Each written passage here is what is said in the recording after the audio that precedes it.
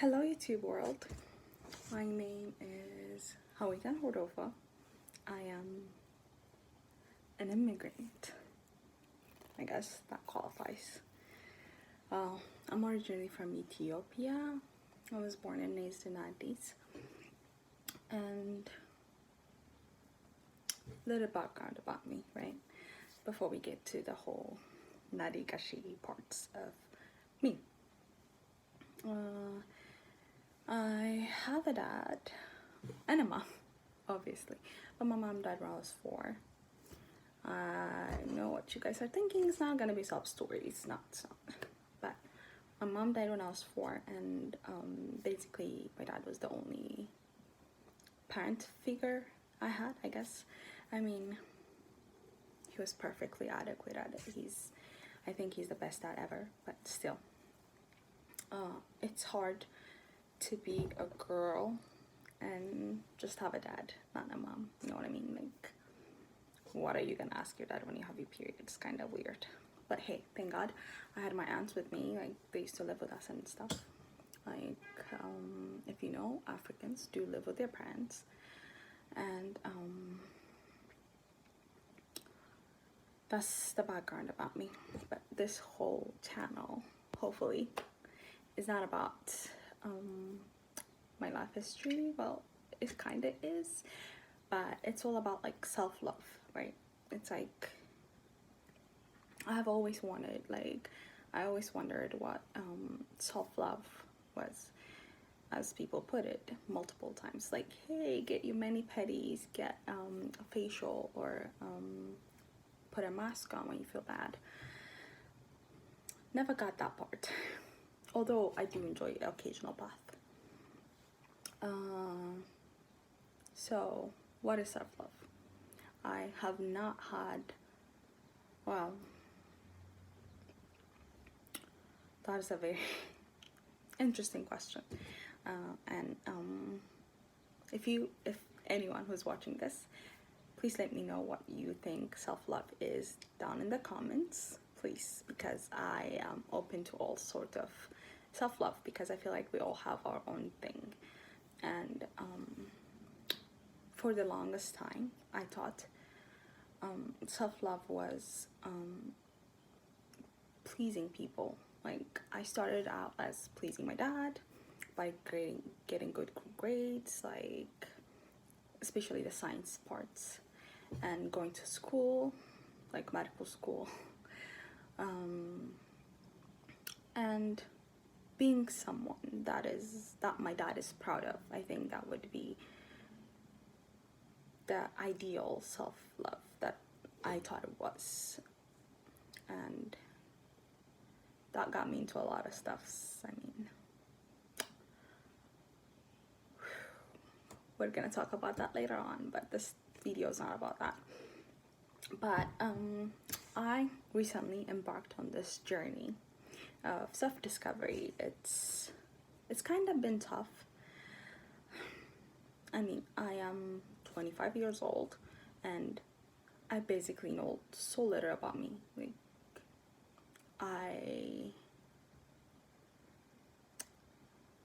have not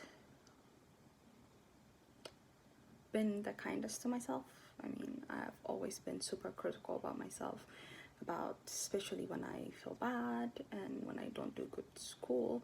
Basically, my self-love was like causation towards how well I do in school and how well I perform. And that wasn't right. I mean, I don't know how to tell you guys, but that was kind of not a good way of doing things, I realize now. So I had, over the past year, through the quarantine and stuff, I just lost myself. Like, I didn't know who I was at first, and then this whole quarantine thing happened.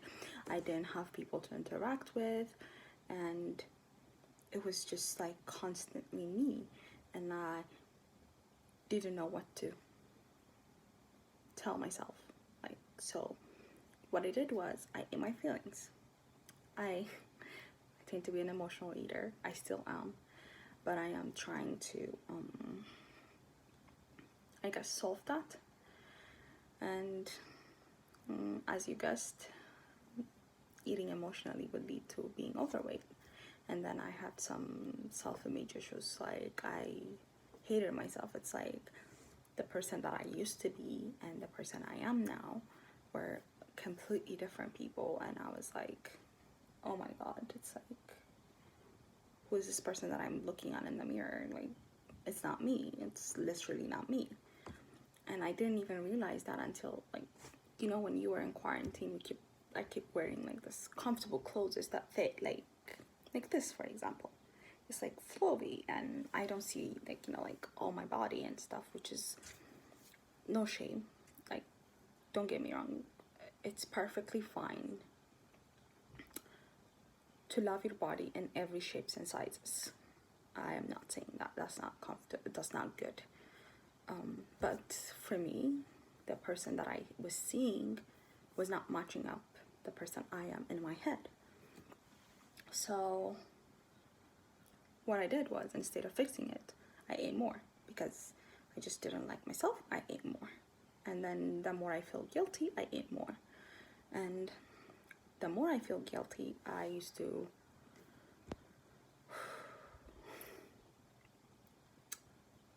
eat more and puke and eat more and puke. And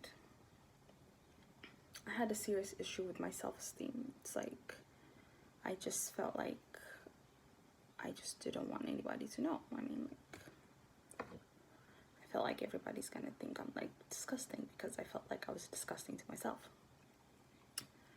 So, and I had this all pent up emotions that I didn't talk it out with other people. So I just kept it in, like, it's just getting boiled up and bottled up, and then it just exploded once, and that was during quarantine. So now,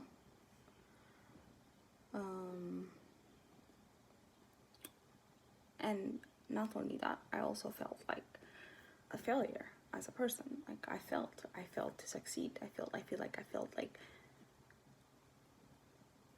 since I was a kid, I was told, like, be a doctor, be a doctor, be a doctor. I'm gonna be doctor, I'm gonna be doctor, I'm gonna be a neurosurgeon, I'm gonna be that thing.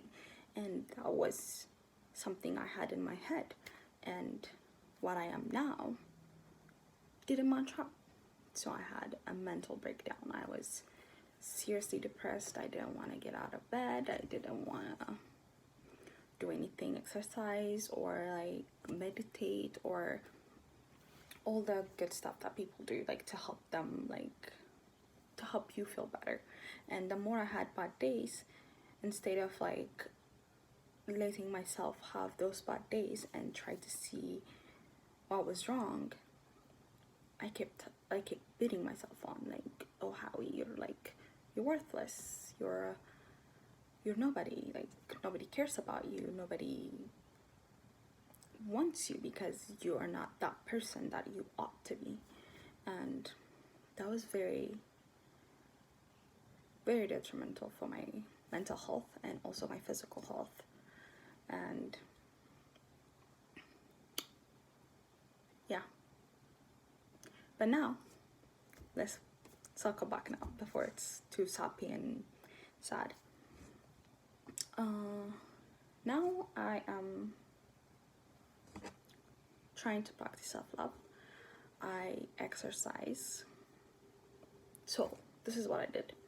So one day I woke up and then I just told myself, it's like, hey, enough is enough. Just don't rally in self-pity. Like, if you want to do something, just go out and do it. Like, it doesn't have to be like, I don't have to be this thing. I don't have to be a doctor to have a good life, a life that I want for myself. It's like medicine was supposed to be part of my life, not my whole entire world. And I'm not gonna lie, that took several months for me to actually understand that, like, not like say it to people, but actually like believe it to myself. Like, I mean, it's fine, like, to tell my friends, to talk about it and tell my whole journey here, but it's something that you have to do. If you're watching this and you feel like you're in somewhere, it's something that you have to do for you. This is something that I had to do for me, and not my dad, not people around me, not like people who wants me to be in a tiny box that fits. It's like I put myself in there and I was like, I didn't have any wiggle room for myself. Like, everything that goes against that, like, was awful. I felt like just crap all the time. So, excuse me. But I had that self-reflection, and thankfully my psychology degree helped, which I got. I thought it was worthless, but hey, it came in handy. I'm not saying psychology is worthless. It's like, for me, as a person who was planning to be a doctor, and just settling for a psychology degree was not good enough. It was not cutting it for my Africa, and like my dad especially. It's like, whoa, no. So I used some of the techniques to help myself, right? Like, to help myself be okay with who I was first, before I started the change. So now I exercise. I hold myself accountable for every decision I make, regardless of the outcome. Every decision I make, is it like something that I'm gonna regret down the line, because I made so many decisions before that I regret now. So I don't want to do that. I don't want to regret those decisions, because they led me here. And I wanted to have this understanding with myself that I practice with my friends, because when somebody fails, I keep telling them, hey, it's okay. It's okay. Tomorrow's another day. I keep telling that to people, and I never told myself that. So I keep telling myself that, hey, you try, you fail, and you feel better. And I failed multiple times. Failing was not an option before. That was another issue that I had with myself. And I failed, and I kept at it. It's like, it's a constant battle that you have to fight. But you know what? As you do it slowly, it gets better. I'm not saying I'm an expert. I have been doing this, caring for myself, for less than like 2 months. But the main takeaway that I had thus far is, love yourself. Like, try to love yourself, or know yourself. The more you know yourself, the more you love yourself. Like, I even like the quirky aspects of my life, and I didn't want that love from somebody else. Like, I always expected people to love me, not me love me, just people to love me. And that's why I think that's why I keep pleasing people. Like, I kept like repeating the same thing over and over and over and over and over again, and I expected different results for myself. And when that didn't happen, I kept crashing. So it's like, I struggle with depression, like I said before, and that wasn't good for me. It's like I get up, and then something happens, and then I go to ground zero again, and then it's like it's all been a cycle. And I'm trying to put an end to that, and sometimes it's difficult. Sometimes I don't want to get out of bed. Sometimes I don't want to walk. Sometimes I don't want to do this and that. But I'm holding myself accountable. I'm doing something for myself. So I guess that makes it better. It's like, even if I get lazy and didn't do something, let's say I get lazy and didn't do something, still for myself, not anybody else. So I guess the takeaway is, do some things for yourself, even the little ones, like, for example, taking a bubble bath, or like for me, making this video makes me feel more accountable, and I keep going regardless of who's watching or not. It's me and myself. and I think I cannot completely say I love myself, but I feel like I am on a great road to get there, and I really hope I do get there, regardless of how many times I fail.